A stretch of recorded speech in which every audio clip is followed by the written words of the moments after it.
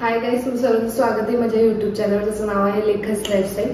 तर आजचा कंटेंट असा आहे की आजच्या व्हिडिओमध्ये मी हे सांगणार आहे की जसं आपलं म्हणजे आपण न्यूली मॅरिड असू किंवा आपण आपल्या घरात नवीन आपलं घर घेतलंय तर आपण जे भांड्यांचं कपाट घेतो, जे स्टीलचं कपाट असतं त्याला मांडणी म्हणतात, तर ते कसं कधी कधी आपल्याला रेडीमेड भेटतं तर कधी कधी आपल्याला बनवावं लागतं।